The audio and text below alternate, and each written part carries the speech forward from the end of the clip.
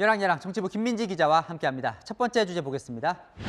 자, 정의용 외교부 장관의 이 누구에 대한 평가가 달라졌을까요? 네, 김정은 북한 국무위원장의 비핵화 의지에 대한 평가 얘기입니다. 최근 북한이 ICBM까지 발사하면서 도발 수위를 높이자 오늘 국회 외교통일위원회에서는 우려가 쏟아졌습니다.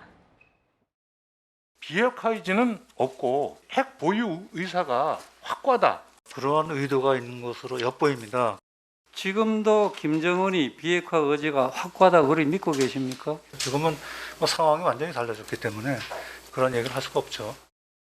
그러니까 오늘 이제 정 장관 답변을 보면 김정은 위원장이 비핵화 의지가 없다고 평가를 하네요. 네, 확실히 예전과는 달라진 평가인데요.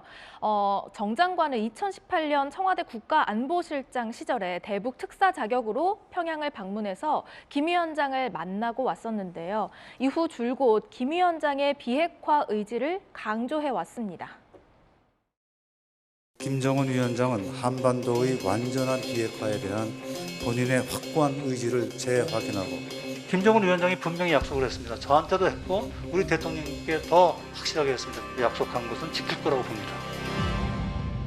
뭐 저뿐만 아니라 그동안 미사일 쏠 때마다 이 도발, 이 표현도 쓰지 않아서 저자세 논란이 있어 왔죠. 네, 정의용 장관은 오늘은 최근 북한의 ICBM 발사가 도발이다 이렇게 명확히 했고요.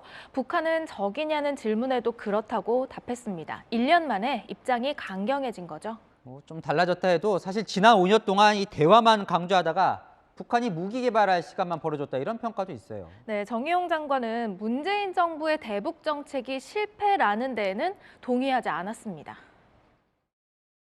문재인 정부의 대북 정책 실패입니까? 한반도 평화 프로세스의 실패라고 보지는 않습니다. 진행되고 있는 과정이기 때문에 단정적으로 얘기하기는 어렵다고 보고요. 정의용 장관은 새 정부 출범 뒤인 오는 5월 중에 한미 정상회담 개최 가능성이 있다고 밝히기도 했습니다. 네, 다음 주제 보겠습니다.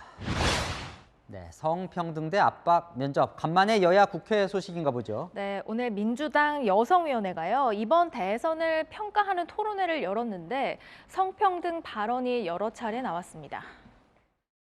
젠더 갈라치기가 전략이 되고 여성가족부 폐지가 핵심 공약이 되는 이런 놀라운 선거를 했습니다. 청년 여성 장애인 할당을 없애겠다라고 합니다.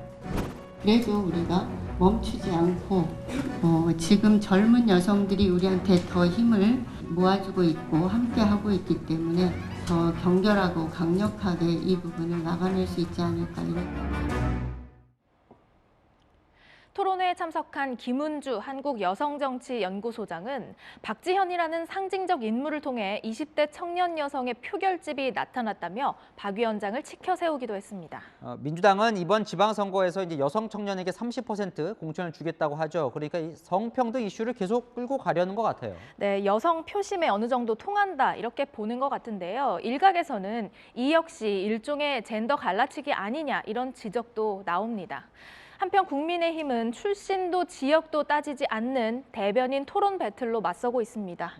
이준석 대표 선출되고 일기 이제 뽑았었는데 임기가 끝났나 보죠? 맞습니다. 일명 나는 국대다 이 선발 프로그램을 거쳐서 일기 대변인 2명, 부대변인 2명이 선출됐었죠.